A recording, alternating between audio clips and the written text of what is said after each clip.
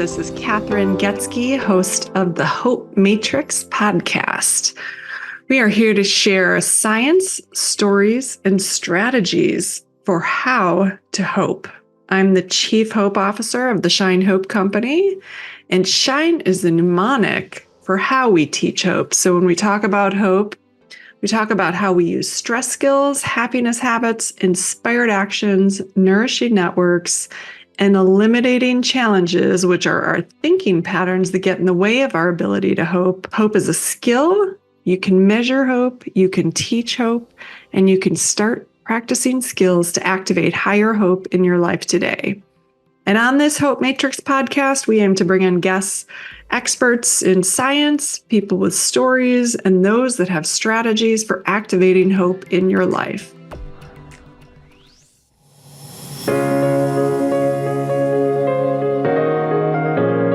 Hi, this is Kathryn Goetzke here today with our first ever episode of the Hope Matrix. Kathryn, why does hope matter so much in the grand scheme of life? Wow, that is a big question. So, hope actually has an impact on all kinds of life outcomes. But I first of all want to tell you, hope is not a wish. So when you think about hope, it's not I hope to win the lottery. Hope is actually something pretty solid, something that's been researched. There are measures that we have for hope, and your level of hope actually impacts things like how well you'll do in school, your athletic performance, believe it or not. It impacts how long you will live, how engaged you are at work, how productive you are at work, your likelihood of leaving your job. Hope is it's pretty integrated in all aspects of life. I got interested in the work of hope because I wanted to really figure out what is causing suicide. So I came at it initially from a very different perspective. The number one predictor of suicide is hopelessness. And hopelessness is both a feeling of despair and a sense of helplessness. So if we want to prevent suicide, we need to learn how to prevent hopelessness, so despair and helplessness. And that really led me to the field of hope and looking at hope and starting to understand what hope impacts. I found out it has such a bigger influence than I ever would have imagined. So it's really been a journey on hope. But yeah, hope impacts everything.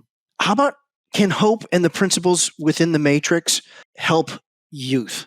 Is it better to start younger than it is to when there reaches a crisis? How much would that be helpful? Yeah, absolutely. So we teach hope before the age of 10. That's my goal, is to teach it. I didn't learn about hope until I was in my 40s. It's a lot harder to learn. When you're older, you become so ingrained in your ways. So we have found in our work around the world that kids that are under the age of 10 really just embrace the concepts, and it becomes a part of who they are and how they think. But again, you can learn hope at any age. And we have a curriculum actually that we created. So once I started to learn on the what of hope and the how of hope, I thought, well, why aren't we teaching it? Hope is measurable. And if you can measure it, then you should be able to improve it. And so we created a program to do just that. It's a free program. We started with 10 lessons. We moved to 12. We are just launching an updated version with 16 lessons. You can get it free on our website, hopefulminds.org. And you can also order it on Amazon. It is a big book, so there's a lot of work. But again, you could do it in the workplace. You can use it. You can use it in all kind of areas because we are really the first to operationalize hope. So how do we actually look at teaching hope and increasing our levels of hope? You said 40 years old is when you really discovered and really deep dove into it. How about unlearning that sense of hopelessness? Yeah, unlearning hopelessness. That's a great question because it does become so embedded in for me, in my way of thinking. I would feel myself going from, I feel good about something, to hopeless just in a second. And how my mind kind of did that. And then I would ruminate on it and think about it. And it would just take me into despair very quickly. So thinking about hope through a new lens, thinking about first, the number one thing I do is get to a positive state. So get to positive feelings. I go from my sense of despair. How can I feel better? What is one thing I can do right now? So I take that one action, whether it's going out in nature, going for a hike, looking at my nutrition, sleeping better, kind of all of these things that go into getting my mood into a more positive space. And I don't act until I'm in a more positive space, because if I'm acting from a state of despair, I usually make really negative, just bad decisions.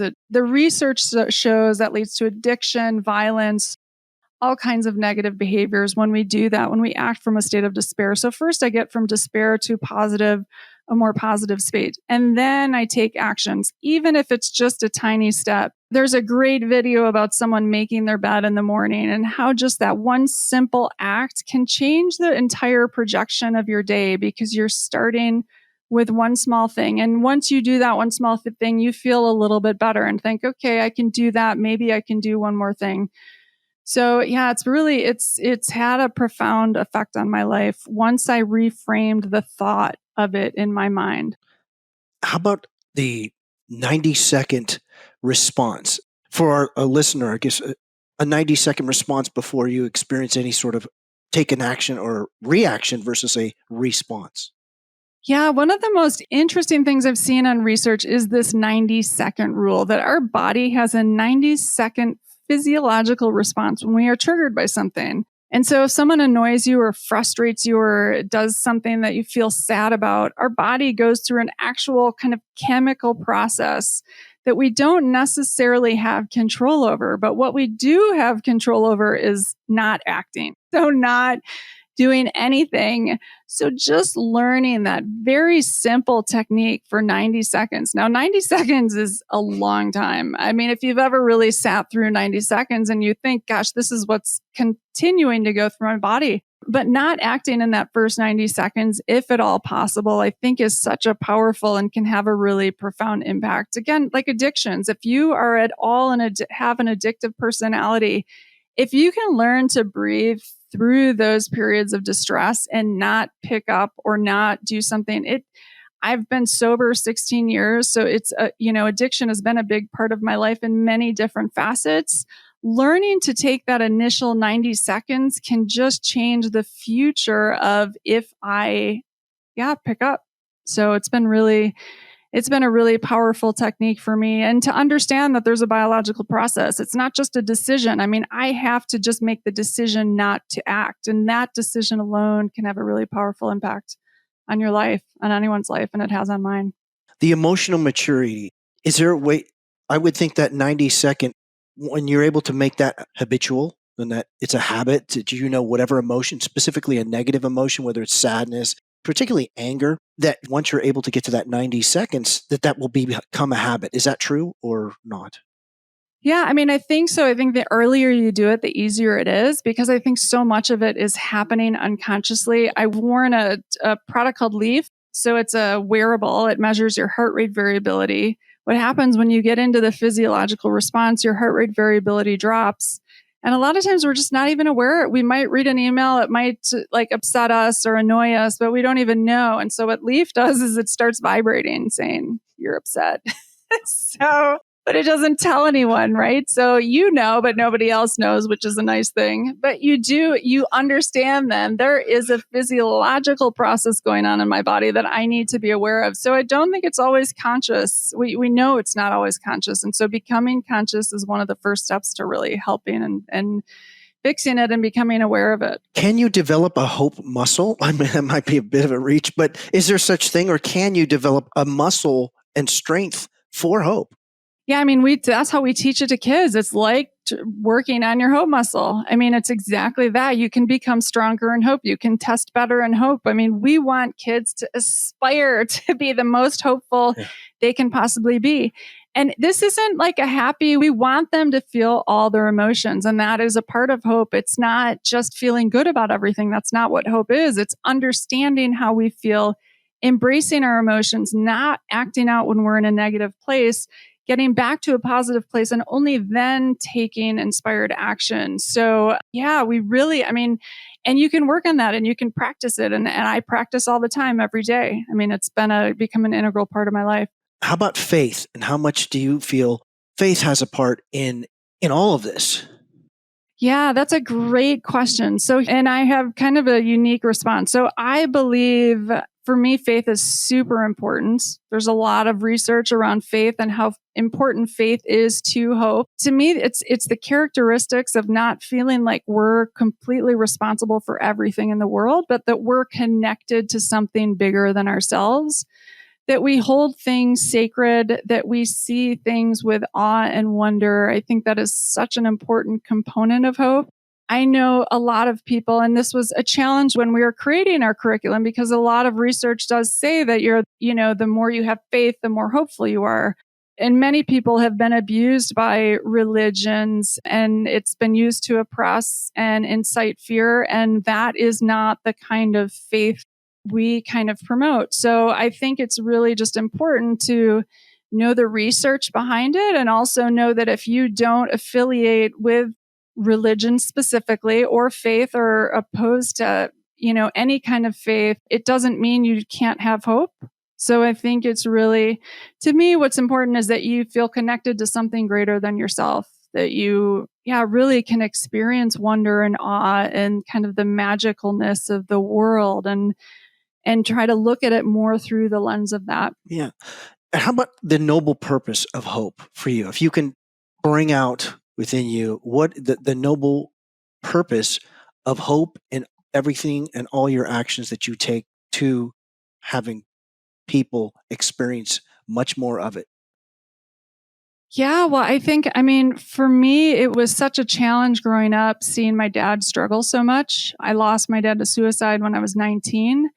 And not understanding what was happening with him when he would get angry, and he had physiological responses, and we didn't know any of this. And the fact that we didn't know this and we now do know this, and we have this information and these insights available, I feel so passionate about getting it out to the world, teaching people how to do this for themselves, having them be able to take more kind of responsibility or accountability on how they feel, knowing that they have more power. Yeah, just learning all we can. I saw my dad hopeless about, several things in his life when he ended it. And it was tragic and devastating. And now looking back at it, I can very clearly see how I could have supported him so much more by teaching him the skills around it and just educating him. And because he would have gotten that. And if we had known the physiology of it back in when I lost him, he would have probably respected it a lot more as well. It's depression, anxiety, suicide. It's not something that's just we think up. It's not just behavioral. There's a behavioral and a biological component, and they play off each other. Our behaviors impact our biology, and our biology impacts our behaviors. And so getting really clear and kind of understanding that more deeply and more thoroughly, and then teaching in a way that kind of empowers people. If you don't feel hopeless and if you can't get out of despair, get to therapy, get to support. If you need to take medications, and that is what a psychiatrist recommends, work with your doctor to do that. I'm not, hope isn't proposing that this fixes all of mental health, but we do have a lot more power than we realize. And so that, I'm super passionate about getting these tools into the hands of those that need it. And it really, again, affects all life outcomes. So it's not just mental health. It's how well you're going to do in school, how successful you're going to be in your business. We know entrepreneurs have a really hard time. We run a failure after failure. We are challenged again and again and again. And it's our ability to stay hopeful despite everything else that, we have up against us that's going to dictate how well we do. So it's a really powerful tool. Outstanding. Hi there. This is Kathryn Goetzke with the Hope Matrix. I am super excited to have you all here today, and really thrilled about launching this first podcast. Super excited. My first guest. I have not sat down with him in a while, but I've read so much of his research, so it's great to have him today. His name is Matthew Gallagher, and he is with the University of Texas, and he truly is a hope expert. He has been doing research in the field of hope and positive psychology for quite some time, so I'm really excited to talk to him today, learn more about his work, the research he's been doing, how you actually measure hope, because yes, hope is measurable, and as we're showing, it's teachable. So really excited to have him here today.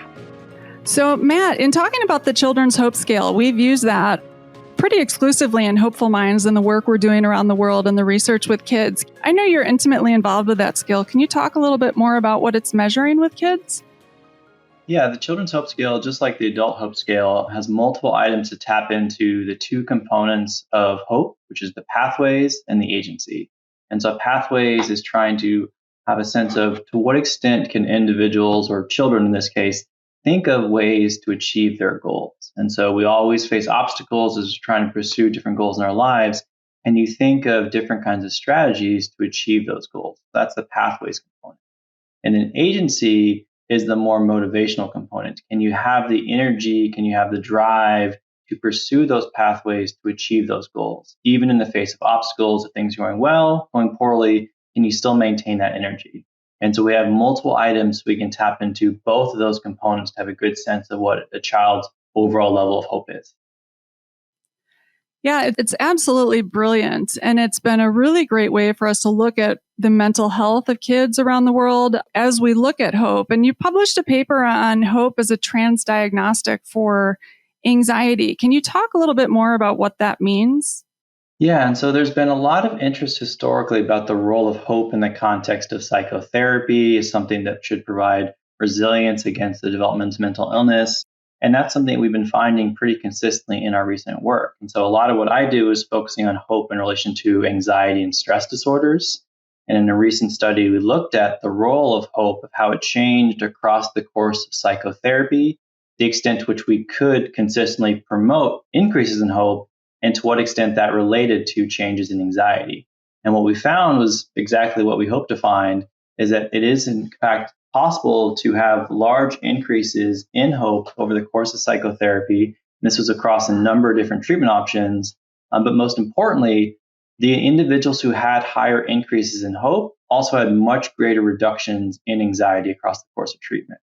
And so hope is not only something that we can impact during therapy, but it seems to be at least one helpful mechanism to explain why individuals might get better over the course of therapy. Yeah, that's wonderful. And one of the first things we do in Hopeful Minds is teach kids about stress and stress kind of mitigation, how to reduce their stress. So that really makes sense. I mean, when you're not regularly managing your stress, that leads to anxiety. It's a powerful way to kind of look at youth mental health, I think. So I'm really excited about the research that you're doing in that space. Can you talk about outcomes? A lot of people ask, why teach hope? Like, what is it? How is it going to help them in school? And I know that you've done a lot of work in that hope isn't just anxiety, but it impacts a lot of different aspects of life. Can you speak to that at all? Absolutely. And what we find is across many different life domains, hope is a pretty strong predictor of individuals doing better. And so we've looked at this in the context of mental health.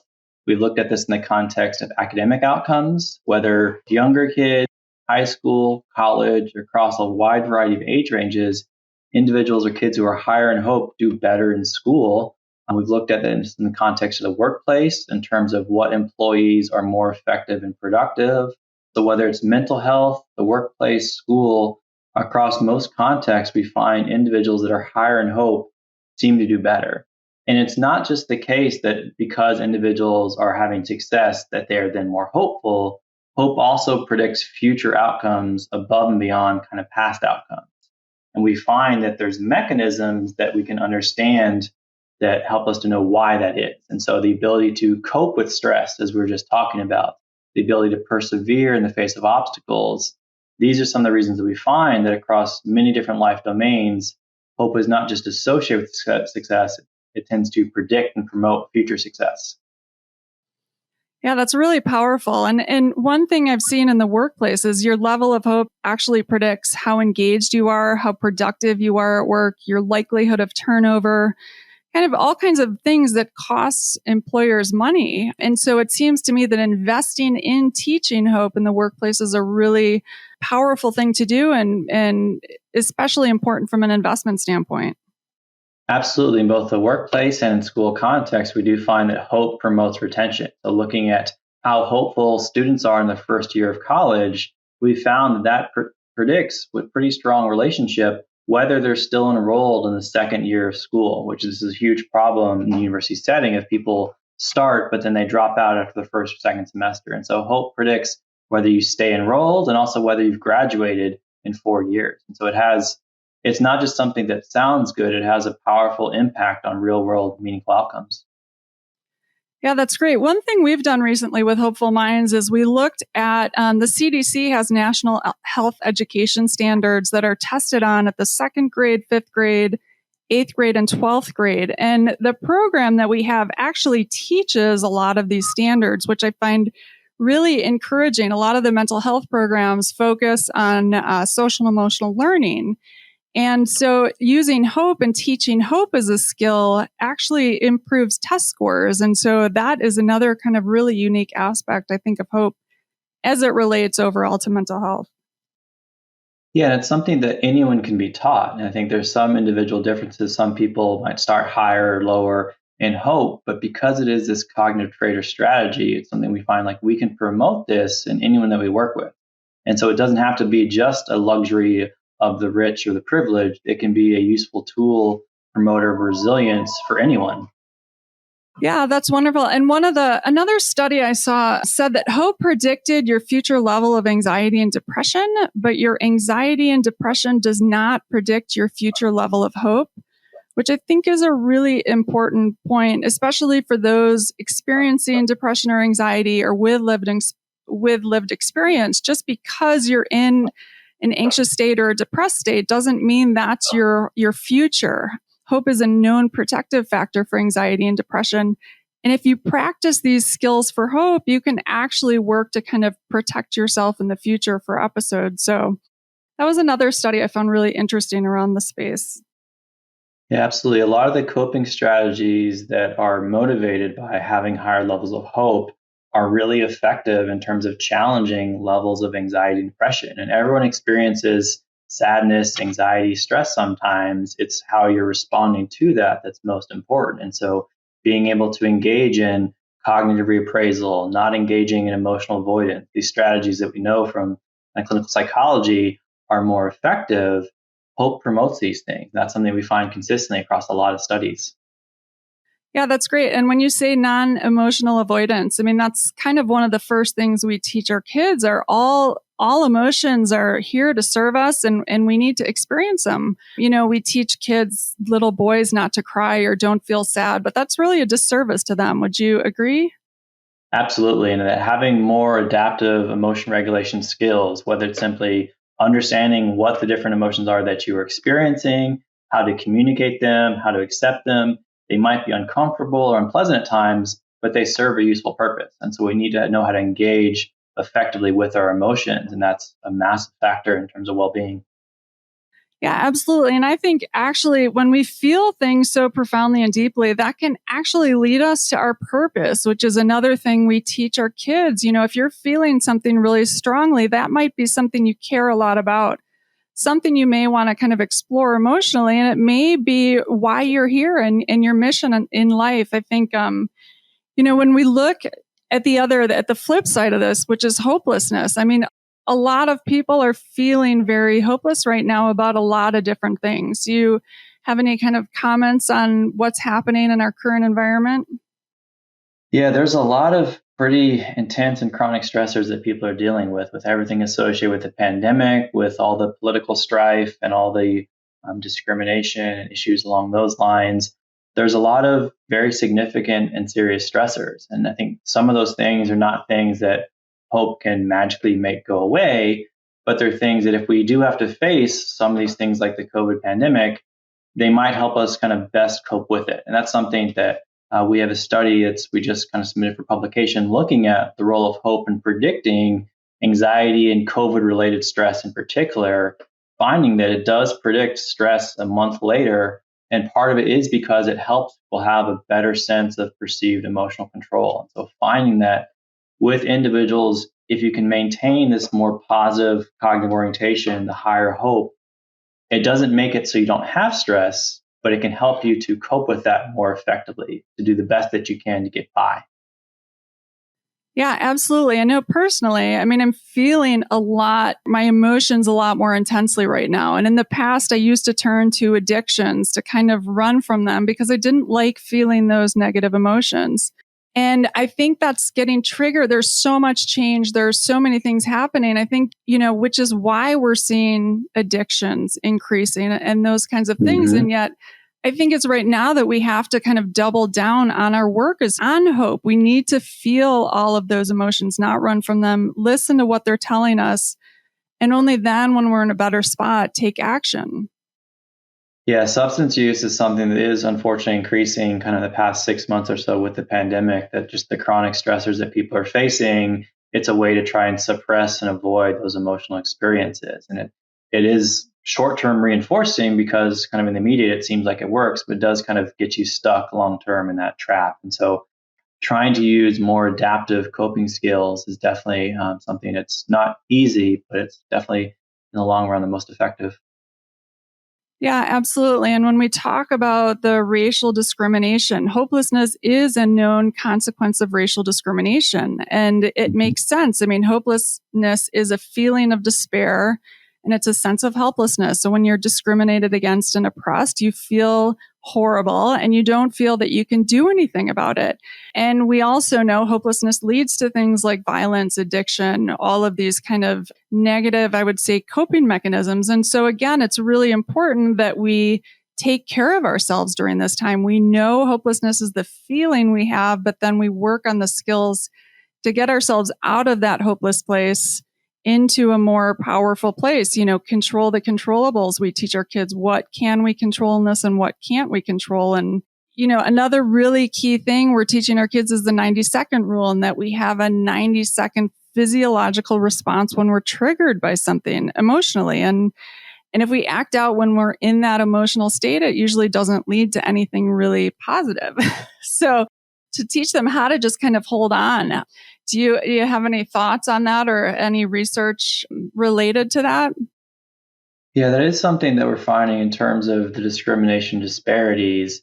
It is the case that it's more difficult for some people to maintain hope than others because with the disparities, there are different kind of pathways and strategies available for people with more or less privilege. And so I think it's something that we have to be aware of kind of when conducting the research, that it's not always a level playing field. What we do tend to find is that even given that, hope is still helpful for people of wide variety of backgrounds. And so it can be a source of resilience. I think individuals from more discriminated against backgrounds displaying hope is in many ways kind of an even stronger sign of their resilience to be able to persevere despite all the extra obstacles that many other people don't have to face. And so it's definitely a challenge, but being able to still maintain that and apply those skills is very effective, though challenging. Yeah, and we just updated our Hopeful Minds curriculum. I'm super excited about it. And in that curriculum, we take stories of people like Magic Johnson and Oprah, and we talk about the challenges they had growing up and oppression and kind of how they have used hope skills to overcome that. I think we learn from other people, and it's really important to kind of highlight that. Yeah, interesting. So how did you even get involved in hope? It's fascinating. So I went to the University of Kansas for graduate school, and that's where Rick Snyder and Shane Lopez both were for many years. So I went to KU to work with Rick actually, and had the privilege of kind of working with him for a little while before he unfortunately passed away, and then started working with Shane as well. And so I was able to collaborate with them on hope research, and then have kept that going for about 15 years or so to continue to be very interested in the study of hope. And I'm trained as a clinical psychologist, and so a lot of what I do is looking at hope in relation to mental health, and continue to keep finding that whether it's obsessive compulsive disorder, social anxiety disorder, post-traumatic stress disorder, across many different contexts, hope does seem to be a source of resilience. Yeah, absolutely. That's great. I talked to Shane when I first started this program. I talked to him quite a bit about Hopeful Minds, the program that we have. It's free for kids around the world. He inspired a lot of the work. And again, of course, C.R. Snyder as well, and some other hope theorists, but it's been a really interesting journey. So it's pretty neat that you got to work with them. They're really the pioneers in the movement, and that you're kind of carrying the torch forward for them. It's a really, really important area of study. And I've been in the global mental health space for quite some time. And they're having a hard time understanding really how hope relates to mental health. And people perceive hope to be a very fluffy kind of a concept, a wish, kind of a Yes. hope for this, right? Yeah. And I think you're really doing a great job of dispelling that is not what hope is. Yeah, that's the biggest misconception, that hope is kind of a passive emotional experience that you just say like, well, I hope for the best. And that means you just sit back and kind of wait for good things to happen. And that's not what we find at all when we're actually studying hope. It's very much an active kind of trait that reflects and promotes perseverance. And so you're thinking about how can you pursue your goals. When you face obstacles, you don't just give up. You think about, okay, what are alternative strategies? How can I keep moving forward? And so it's a very proactive and effective tool for kind of promoting different outcomes. Yeah, I love that. And that's how I came up with the Hope Matrix, and kind of I'm not sure if I've shown you the artwork yet, but it's despair is on one side and then positive feelings on the other. So we really talk to kids about how to get from despair to positive feelings.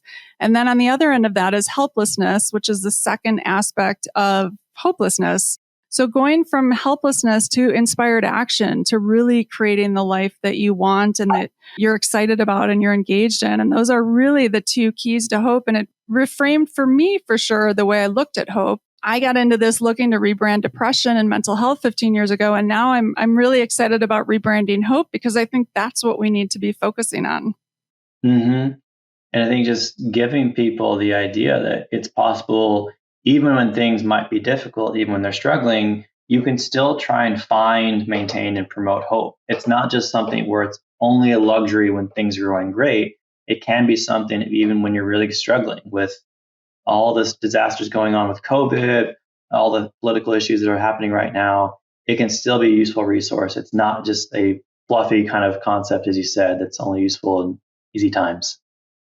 Yeah, absolutely. And when I look at the challenges in my life now, I've had a previous suicide attempt, and hopelessness is predictive of suicide.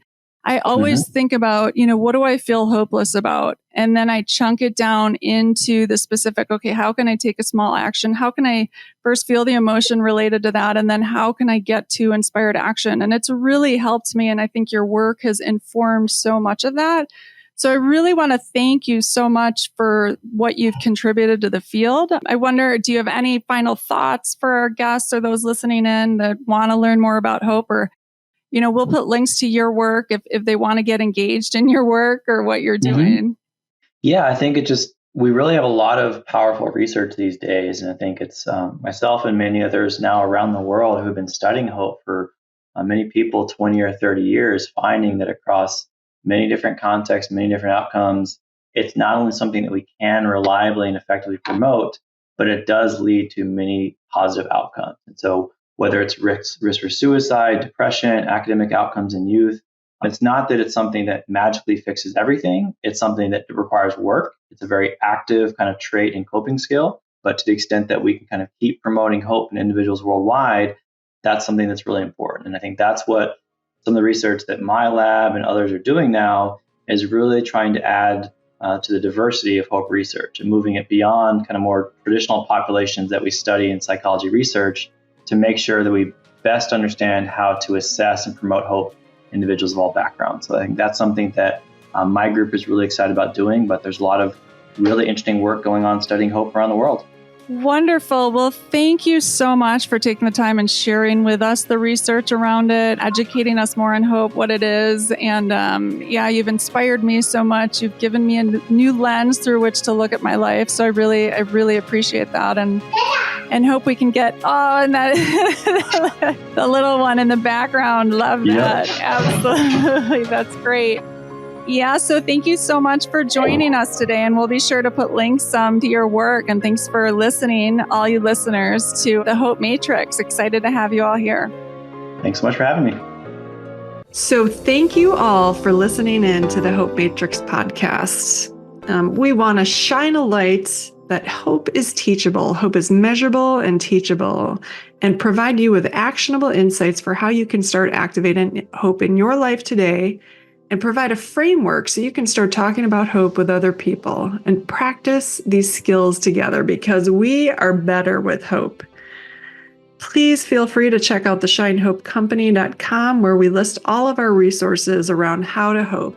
We have a lot of free programs for how to hope, including the 5-day challenge, our hope infographic with a lot of skills that showcase how to hope, and articles of how to incorporate hope into your life. We have the Hope Beat Weekly, which is a weekly newsletter that shares strategies for hope. We have a My Hope Story template, so you can write your own hope story today. Also, My Hope Hero, so we can share what our heroes are doing to activate hope in their lives. And this is especially good with youth, so they can start looking up to people that have overcome similar challenges to them and seeing how these heroes use the Shine Hope framework. We have a Hopeful Minds for Teens program, a Hopeful Minds overview, educator guides. We have a new evidence-based college course, so you can activate hope on the college campus. There are programs in the workplace, overview courses, 90-minute courses for learning the what, why, and how to hope. What I want you to know about hope is it's a skill. You've got to practice these skills to become hopeful. It's easy to fall into despair and helplessness when we deal with challenges in life, and it takes intentional work and practice to get to hope. And yet it is always possible. So no matter what life brings, keep shining hope. Thanks so much for listening in. Have an awesome day. And of course, I've got to add that this program is designed to assist you in learning about hope. It should not be used for medical advice, counseling, or other health-related services. I, Fred, the Shine Hope Company, and myself, Kathryn Goetzke, do not endorse or provide any medical advice, diagnosis, or treatment. I am not a medical doctor.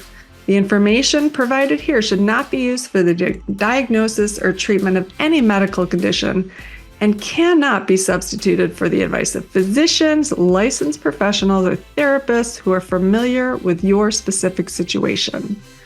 Consult a licensed medical profession or call 911 if you are in need of immediate assistance. And be sure to know the crisis hotline, 988, if you are in need of support. Thanks a bunch for listening. Take good care of yourself and keep shining hope.